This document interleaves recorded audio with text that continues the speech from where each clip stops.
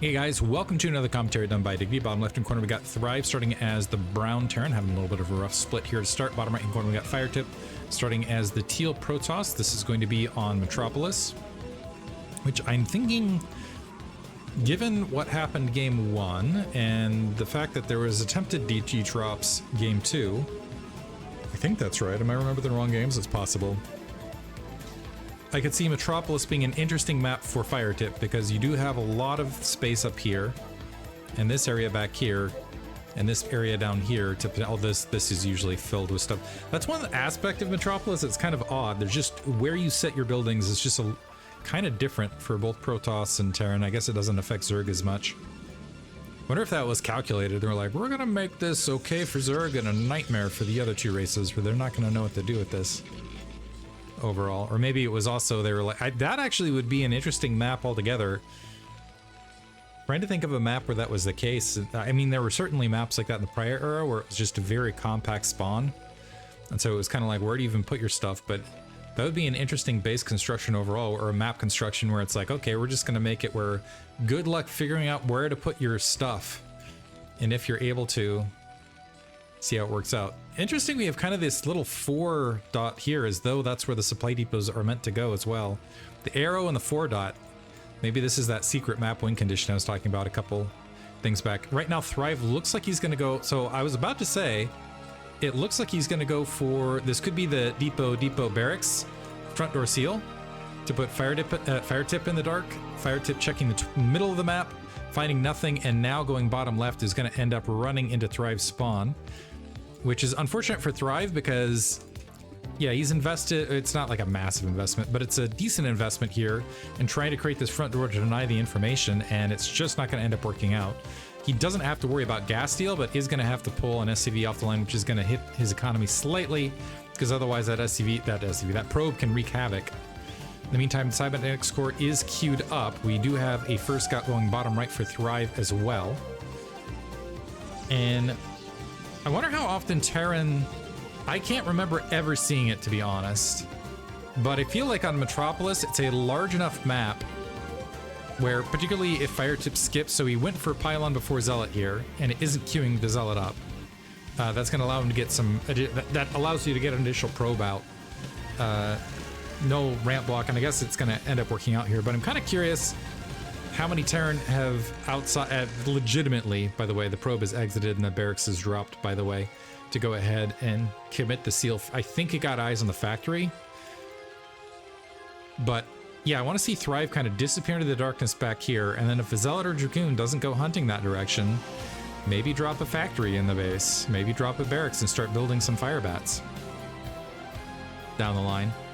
Yeah, you can see just the oblong, awkward location. Anyway, Firetip's probe going ahead and drawing back is trying to glean as much information as he can. Right now, it is only a single.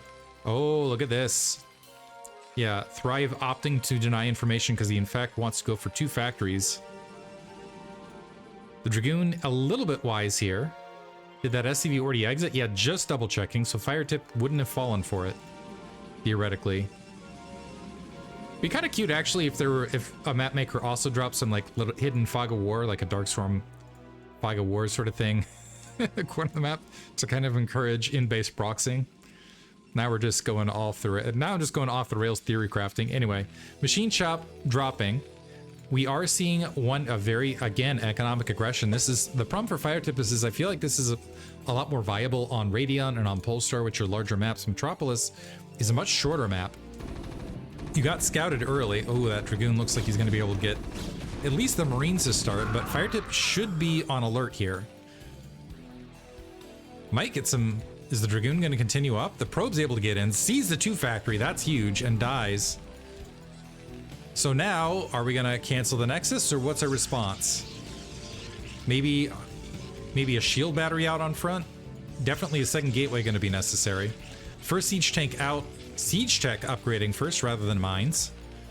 That's unusual actually in a 2 factory push. And the barracks lifting up to allow the additional units out. We have the Dragoons piling towards the forward corner. If Thrive moves now, he'll be at a deficit. I wonder if he's still going to play this out. You can see again with the awkward construction, if he did plop a 3rd factory, they'd have to go along that southern edge. But anyway, Firetip opting to go a second gateway and robotics regardless. And not making his way out. The barracks moving across. I think on the third siege tank and likely the fifth vulture is when we'll see the move out here. Vulture speed upgrading before mines. This is very odd indeed. Oftentimes you'll see, and also that was a nice scout there from Firetip getting the information. So we have an SCV on the field to provide a little bit of padding with some help. Marines are gonna come and join this. Third siege tank out and an engineering bay dropping as well. 4 dragoons might be able to, depending on how they range this, might be able to get a lot done. Not a lot of focus fire on Thrive's part, so siege tank goes down. Second siege tank is at risk potentially. But going to siege up mid-map, wow. And pause for some repair. This is going to give Firetip a lot of time to get additional space up. Observatory building, you might want to drop a third gateway just in case, is ahead economically. But what is this? Vultures sneaking across, checking the northern base, the Dragoons scurrying back. I don't know what this play is here from Thrive. That's held, but the Vultures are going to get some probe kills. The thing is this is such a, it doesn't matter. Thrive needs to get a kill off the 2 factory because he's definitely at an economic deficit, and he just expended a lot of vultures while holding the middle. Tanks unsieging, 2 additional vultures make their way across. Mines are now finished, and that was a lot of vultures to throw away. So 6 vultures, that's 18 mines that potentially could have been part of this upcoming fight, and instead dived and got a handful of probes. I do not think that was worth it. Observatory now out. 4 SCV, 2 siege tanks, 3 marines. The Dragoons being drawn slightly out of position. No shuttle out, by the way. Instead, observer speed. That the Vulture's going to sneak across, but again, sitting here and not getting, I mean, yeah, okay, you get probe kills, but you're still not getting additional base. This isn't winning you the match. And now these siege tanks don't have a lot of cover, and the Dragoons actually might just be able to straight up pounce on these siege tanks. So getting some of the mines, well, not in that instance. Okay, 3 siege tanks up. Now crawling in, 1 siege tank down. 2nd siege tank down, and we're at a closer reinforcement point. 3rd siege tank gone. And Thrive still hasn't grabbed a natural. This is looking ugly all of a sudden. But honestly, it was a very odd rush. Granted, the 3rd base is cut off, but now Firetip can honestly aggressively counter and potentially deny that natural expansion on top of everything else, instead dropping a forge, and maybe wants to just blockade his front door for the short term against any sort of additional vulture assault. And at the end of that, Firetip still at a bunch of workers ahead. 1 siege, 2 siege tanks. We got 2 siege tanks. The Dragoons actually should pull back. Well, they're gonna dive into it. And a mine that was underneath the barracks able to get the additional kill. So Firetip kind of donating troops to Thrive in the space of this, maybe playing nervous in the final match here. Still running off 3 gateways. Probe that was blockading the way, gonna trade with the Dragoon. That natural expansion about halfway finished. Firetip is at a massive economic lead. Probably can go up and grab that 3rd at will should he decide to do so. Citadel of Adun plopping down. 4th gateway as well. So Firetip, as long as he stays on top of his macro, will just be so far economically ahead, and as long as he doesn't keep expending troops on the front, eventually will have a stronger attack force to deal with it. We do have double machine shop to fill in the siege tanks, so Thrive might be harder to kill over time. And wisely scattering out to go ahead and, because he has to recognize that Firetip, as soon as he scoots out, clears these mines. Gotta wait for that observer. Scoots out, clears these mines. At here in the 3rd, you can probably grab a 4th without too much ado. Observer being pushed out right this second. +1 weapons actually might finish for Firetip before Thrive here. I don't think Thrive has an armor yet. And in the meantime, we have this forge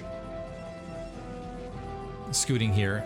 We do not have... Okay, now the Observer making its way up. These 4 Vultures not going to do a lot here at this stage. Do they have any... No, they're out of mines as well. So just going to have to get out of dodge and be potentially mobile force. They might try to cycle back to the natural to see what they can get. Zealots. Is Firetip going to go for a counterattack? I think Firetip's going to go for an assault. Because he's built the shuttle, he's scooted some things up, he hasn't migrated probe rapidly up to this 3rd. He is filling in a good amount of gateways. Hasn't constructed a Reaver, by the way. I don't see a lot of observer tech outside of just the shuttles thus far. But in the current position, he's A-okay. He's 20 supply, so if you deduct 20 supply from this, he's still in a comfortable supply situation as far as raw army goes. He can very quickly saturate that 3rd. The only thing that would be a counterattack that he really hasn't prepared for is he hasn't dropped the pylon out to that corner in case there was a follow-up drop, which actually would have made sense for Thrive to maybe attempt, although it would have been very, very late. 2 additional factories plopping down now for Thrive. He's got a lot of work to do, also getting that academy in place. And I think he's going to go for another assault. He's just throwing on a bunch of additional Marines and whatnot. So I think he feels like he's got one more hurrah. There's that pylon to check things out. This Nexus is coming really late for Firetip, honestly. To the point where I feel like it's giving opportunities back to Thrive in this match. If he had paused even 1 cycle of Dragoons and gotten this 2 minutes ago, I think he would have run away with the game. But now at this stage, it's playing more like 2 base versus 2 base. These Marines, keep in mind, will not have range. Well, let's see if range gets upgraded. We do have an academy back here, so it's possible, but I don't think so. I think this is, just Cruft to try to make this attack as scary as possible. Firetip sees all the units making the way out. Still does not have a Reaver, does not have High Templar, does not have Dark Templar, has shuttles primarily. The Marines will serve very, very well to potentially knock shuttles out of the air as tanks siege. Firetip grouping up, this army coming in very piecemeal. Few tanks sieging. The Marines not able to focus down the shuttles rapidly enough, and the Zealots plopping all over this. Solid engagement from Firetip. And with that, I think Thrive is out of options. Now he can't even defend his natural expansion as far as a follow-up. Bit of an ill-advised attack. Now it doesn't matter, the lateness of that 3rd potentially. And he can just A-move into this as well. The Vulture's trying to buy time, able to pick off a Dragoon, or sorry, pick off a Zealot or 2, but it's not going to matter. Observer can scoop right back in. Kind of annoying that your observers are kind of get blatantly sniped by all of that, but that should be GG here. Not sure why I decided to click down there. Thrive exiting that natural expansion. 127 supply to 50. Is there a group repair happening? Okay, I'm not sure the group repair was going to keep that command center up for very long. It felt like it was sitting there for eternity, though.